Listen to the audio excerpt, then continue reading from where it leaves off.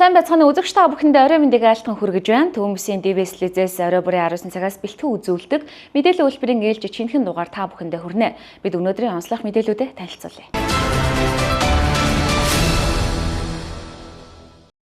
За эргэж жолооч нартаа сэрэмжлүүлэг мэдээлэл хүргэж байна. 13-ны 20 цагаас орсон нойтон зас үргэлжлэн орж байна. Энтэй холбогдоод аймгийн төв болон олон улсын чанартай авцамууд бол галтгай гуулгаа үүсч нэлээд өндөрлөл бий болоод байна. Зас орсноос хойшлол цагдаагийн байгууллагууд руу зам тээврийн осол хэргийн 7 дуудлага мэдээлэл ирсэн. Үүний хоёр нь бол олон улсын зам буюу Хустайн даваан дээр мөргөлдсөн шүргэлцсэн юм дуудлагууд ирж байна. За эргэж жолооч нартаа анхааруулахад л нойтон зас их хэмжээгээр орж гулгай галтгай үүстэй холбогдтойгоор хөдөлгөөний эрчимлэл нэлээ удааширчээд за мөн мөргөлдөн шүргэлдэх юм осол хэрэглэл нэлээд ихээр бүртгэгдэхэр байна.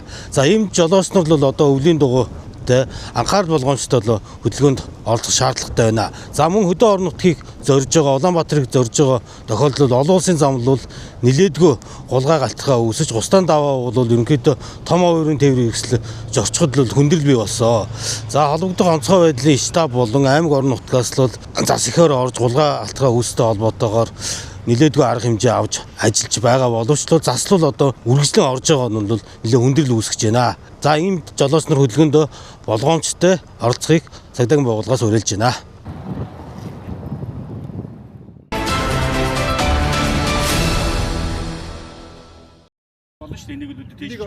За юуны төрөнд бас Дархан хотын энэ ууган сургуулиудын нэг 15 дугаар сургуулийн 40 жилийн ой мэндийг тухайн сургуулийн үе үеийн багш ажилчид төгсөгчид та бүхэнд бас хүргье.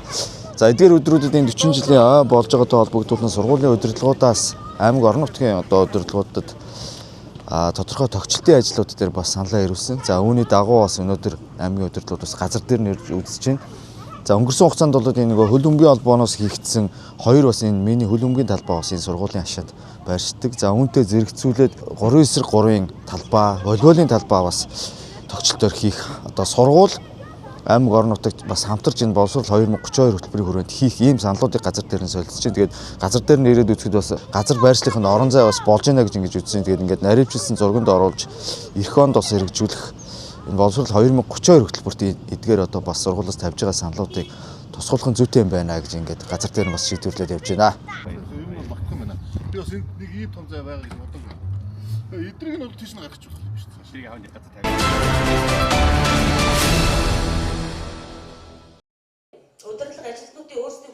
За засгийн газрын 2025 оны 7 сарын 9-нд 23 дугаар тогтоол гараад бид нар архив албан хөдлөлт төрийн байгууллагын ажлын зохион байгуулалтыг үзэх ажлын хэсэг байгуулагдаад 21 аймагт 11 ажлын хэсгийн бүрэлдэхүүнтэйгээр ингээд 10 сарын 1-ний өдрөөс эхлэн үзэлгээ хийгээд явж байна.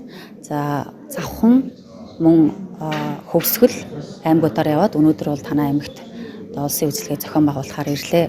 За энэ удаагийн улсын үзэлгийн онцлог гэх юм бол хуучин бол архивын тухай хууль гэж байсан. За 2020 оноос хойш архив албан хөрөлтийн тухай хууль болж сар хүрээний хувьд томорч хуулийн хэрэгжилтийг дагаж бас 21 журам заавар стандартыг шинээр болон шинжилэн баталж мөрдүүлж эхэлсэн. За мөн энэ хугацаанд захим гараа үүсгэхийн тухай хууль, нийтийн мэдээллийн тод байдлын тухай хууль, захимжуулалттай холбоотой нийтдээ 109 хуулийн нэмэлт өөрчлөлт орж за энэ шинэ эрх зүйн зохицуултын хэрэгжилт ямар түвшинд байна вэ гэдгийг үзэх юм зайлшгүй шаардлага үүссэн.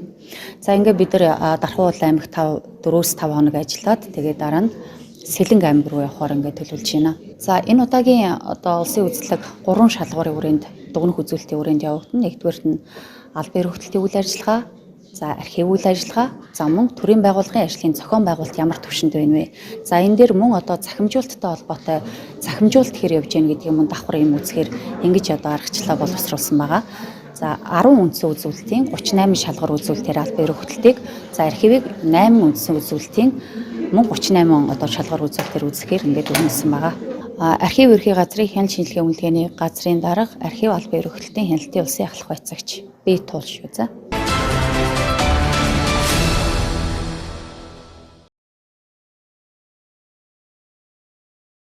За энэ жилийн тухайд мал хөвлөжих бүс нутгийг бид бас гаргасан байгаа.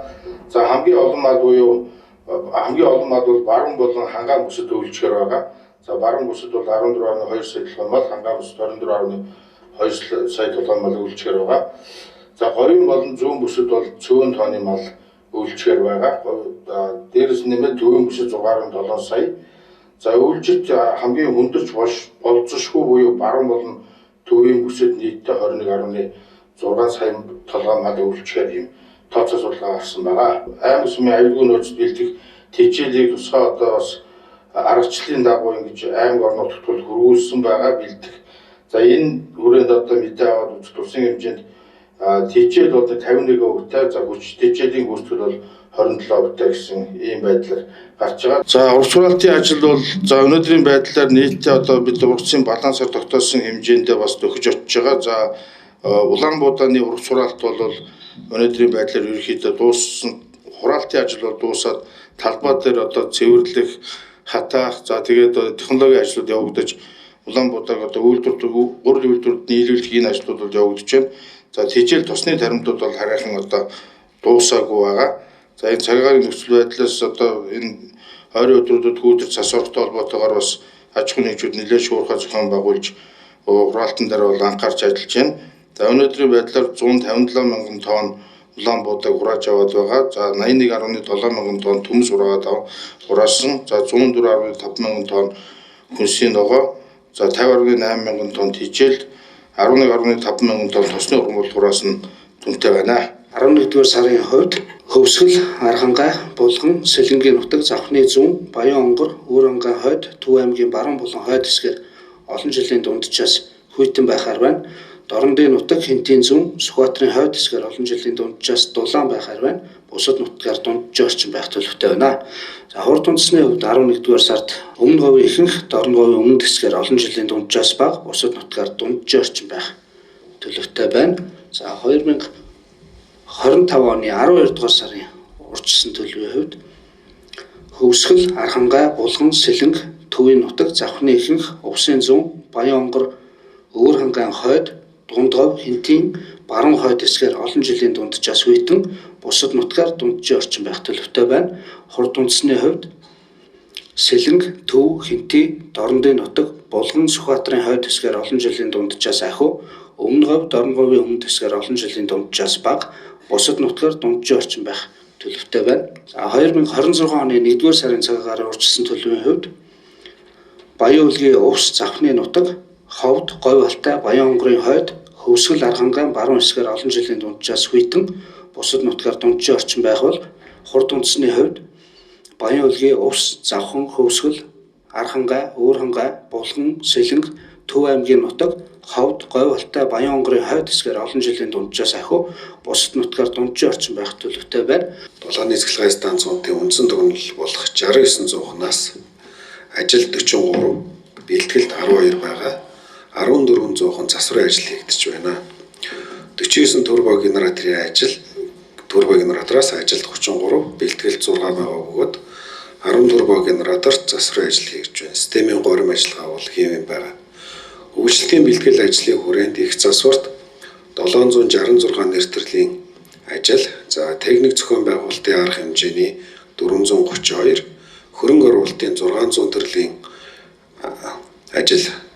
ажил биелэг хийхээр төлж ажиллаж байгаагаас ажлын гүйцэтгэл дунджаар 87% гүйцэтгэлтэй байна. За эдгээрийг одоо системийн бүтцээр навч үзвэл дулааны цэцгэлгээ станцууд дээрх ажил 86%-тай, цэцгэлгаанд дамжуулах түгээх сүлжээний хүрээнд хийж байгаа ажил 92%-тай, дулааны станц, дулааны шугам сүлжээний хүрээнд хийж байгаа ажил 90%-тай, сэргээгдэх эрчим хүчний станцууд төлөвлөсөн ажил 86%-тай, нүүрсний уурхайнууд дунджаар 83% гүйцэтгэлтэй байна.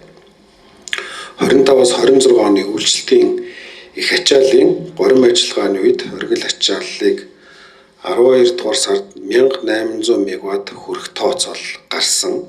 За үүнийг дотоодын их үүсрүүдээс 230 мегаваттыг, батарей хоримтлуураас 160 мегаваттыг, импортоор 300 мегаваттыг тус хангана. За бөөрөлжүүдийн цэцгэлгээ станцын 150 мегаваттын хүчин чадалтай 2 дугаар блокийг энэ оны 12 сарын 15-нд ашиглалтанд оруулна гэж төлөвлөж ирснийг 11 дугаар сарда багтаан ашиглалтанд оруулах боломжтой байгаа. За тус 2 дугаар блок ашиглалтанд орсноос ямар нэг систем чадлын хязгаарлалт бол хийгдэхгүй. За одоогийн байдлаар хамгийн хоцрогдолтой явж байгаа аймаг бол өвлжлэн бэлтгэл ажил дээр Сэлэнг аймаг 51% одоо гүйцэтгэлтэй явж байна. За энэ бол одоо санхүү хөрөнгө оруулалтын тал дээр бас дутагдaltaй гэсэн одоо мэдээний дагуу холбогдох ажлын хэсэг Сэлэнг аймаг дээр очиж ажиллахаар төлөвлөж байна. За ташрамд хэлэхэд бас 21 аймаг дээр Азийн хөгжлийн банкны шугамар 18 аймаг дээр цэвэрлэх байгууламжууд бол шинээр хийгдэж өнгөрсөн хугацаанд.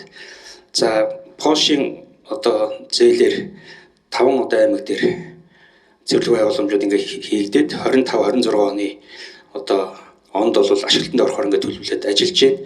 За 3 аймаг үндсэндээ 4 аймаг бол үлдчихэд байгаа. Ховд Увс, за Баян Хонгор, Сэлэнг аймагуудын цэвэрлэх байгууламжийн хүчин чадал бол хөрхөө болсон. Дээрээс нь бол тоног төхөөрөмжуулаад бүтцийн бас эвдрэл гарч байгаа. Энэ дээр бас онцгой байдлын комиссийн гишүүд маань бас дэмжлэг өгч ажиллах тал дээр та бүхнээс бас дэмжлэг хүсэж байгаамаа. Энэ отор нүүдлэр яваа малчтын хуваарлалт төлөвлөлтөөс гадна отор нүүдлэр яваа малчид иргэдийн эрүүл мэндийн тусламж үйлчилгээ, аюулгүй байдал, эмчилгээ онцлогооны үйлчилгээг цагааллаг өргөтэй холбоотой асуудлуудыг эрүүл мэндийн яамтай хамтарч сайтар төлөвлөлт зохион байгуул гэж одоо хэд хэдэн удаагийн уралдаанаар үргэлжлэл өргөсөн.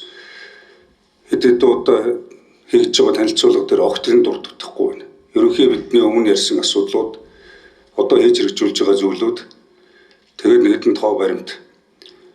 Энэ салбарын яам энэ тал дээр бас асуудлуудаа бусад яамтайгаа уялдуулж, танилцуулж, хэрэгжүүлж, үйлчлэгийг хангуулах шаардлагатай өвлжил тавралтын бэлтгэл хангах хүндрэл багтаа даван тулгаж шаардлагатай санхүүжүүлэлтийг батлагдсан төсөвтэй багтаан шийдвэрлэх үүсэж болох эрсдлийг тооцож аймаг сумдын эх оны төсөвт шаардлагатай хөрөнгийг тусгах гэж байгаа. За хуулинд бол нэгээс доошгүй хувийг тухайн аймаг орон нутаг гамшигын эрсдлийг бууруулах чиглэлээр авч хэрэгжүүлэх арга хэмжээнд зориулж төсөвтөө тусгахна гэсэн байгаа. Энэ бол олон удаа бас сануулж анхааруулж байгаа асуудал. Тийм учраас цахимаар олцож байгаа манай аймгийн одоо удирдлагууд энэ асуудал дээр төсвөө батлахдаа онцгой анхаарч шийдвэрлэх ёстой. За тэгээд одоо бензин тус шатхуун өвсдөжлээс эхлээд ойр зуурын асуудал гарахад улсын онцгой комисс засгийн газар руу ханддаг биш аймаг орон нутагтай аймаг орон нутгийн удирдлагууд асуудлуудаа шийдвэрлэх байх тал дээр энэ төсвийг батлахад аймгийн иргэдийн хурлын төлөөлөгчд бас онцгой анхаарч иргэдийн хурлын асуудлыг шийдвэрлэх ёстой гэдгийг бас тодруулж хэлье. 7 хоногоос ихэнх нутгаар хурд онцорж засорж олон жилийн дундаас хөөдрөх юм төлөвтэй. За энэ ингээд малчид тариаланчдын үйл ажиллагаанд амьдрал авах үед эрсдэл учруулж олдсгүй байна. Энэ цаг үед улсын шуургаш хань ажиллаа хийж цаг агаар засан шуурганаас урьдчилан сэргийлэх нэг хариуцлагатай үе. За ялангуяа өвсдөжл, ургац сураалт, мах үлтгэл, захиргаан дулаан, түлш шатхуун зэрэг ард иргэдийн амжиргааны гол асуудлуудыг, гол нэр төрлийн бүтээгдэхүүнүүдийн хангамж нөөц доктортой байдалд онцгой анхаарах шаардлагатай байна. Аливаа хэлбэр улс төрчихгүй. Төр зэсэг, төр ард түмний эрх шигийг тэргүүн тавьж, засаг төрийн ажлыг ямарваа нэгэн саад байгуулахыг төрийн бүх шатны байгууллагууд яамд аймаг нийслэлийн удирдлагууд дүүргүүлж байна. Ямарваа нэгэн хэлбэрээр энэ үйлчлэлийн бэлтгэл ажлыг нийт ард иргэдийн эрх ашигт хохиролтой үйл ажиллагаа явуулсан ямар ч албан тушаалтанд хатуу хариуцлага тооцох болнуудыг анхааруулж байна.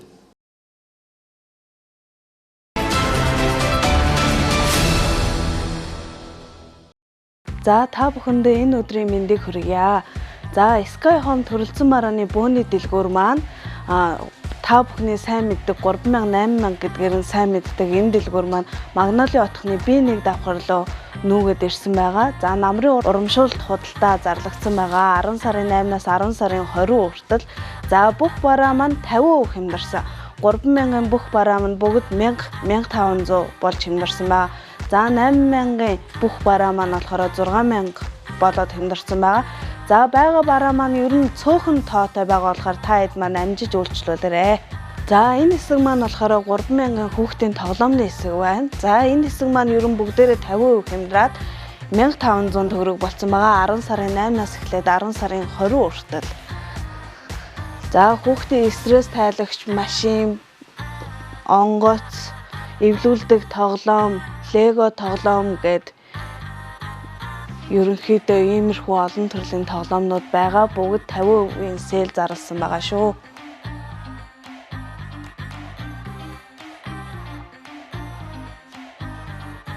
За энэ дээр болохоор охид бүсгүүчүүдийн маань дуртай эмэг бөөгж, хүзүүний зүйлд хавчаар, бугуйч гэд ерөн бүгд байгаа. Эднэр маань бас бүгд хямдралдаа орно. За охтуудын ийм хөөрхөн даруулга, обруу шиг охид залуучуудын маань энэ утасны зөвлөлтүүд бас бүгд хямдралдаа орсон байгаа. За энэ тасаг маань болохоор бичиг хэргийн тасаг байгаа. За бичиг хэргийн тасаг муу адил 3000-аас 1500 болоод 50% хямдралд орсон байгаа. За дунд ахлах ангийн хүүхдийн энэ штринг болон нэгдүгээр ангийн хүүхдүүдийн хурдан атдаг ийм үзэг, цавуу, тодруулагч гэд ер нь бол хичээлд хэрэгтэй бүхий л төрлийн хэрэгсэл байна. Бүгд хямдраад 1500 болсон байгаа.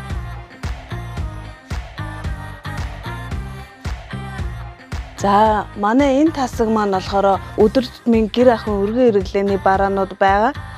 За хөөрхөн ийм дэрний уутнууд маань бас бүгд ирсэн байгаа.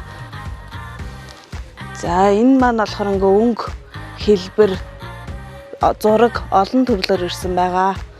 За та хэд маань ирээд үзээрэй. Эднэр бүгд 50% хямдралтай байгаа шүү.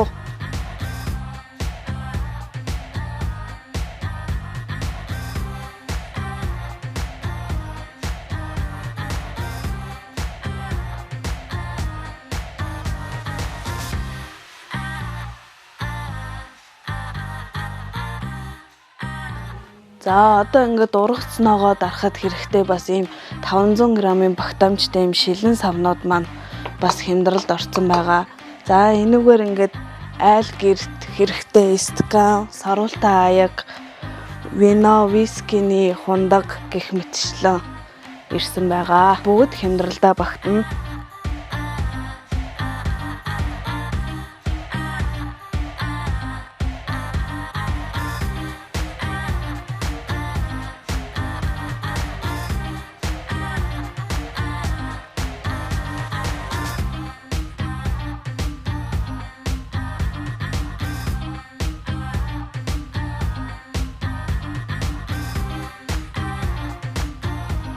За энэ тасаг маань болохоор тоглоомын тасаг байгаа. Тоглоомын тасаг энэ чихмлүүд маань өмнө 15-аар зарагдж исэн бол бүгд сээл зарлаад 8000 болцсон байгаа. За хуучин тоглоомнууд нь болохоор ингээд бүгд 6000 төгрөгөөр зарагдж байгаа. Хямдрал зарласан байгаа.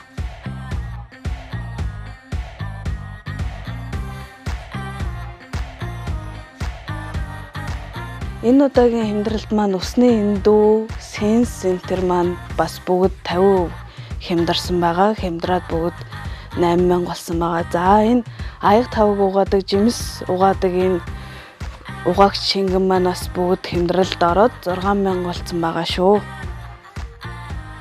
За 500 г-тай угаалгын нунтгууд маань болохоор бүгд 3000-аас 50% хямдраад 1500 болсон. За 2 кг-тай угаалгын нунтаг 30 ширхэгтэй гэлэн бок маань бүгд 8000 төгрөгөөр худалдаалагдаж байна. За 5 кг-тай угаалгын хуурай нунтаг маань бас 15000 төгрөгөөр худалдаалагдаж байна.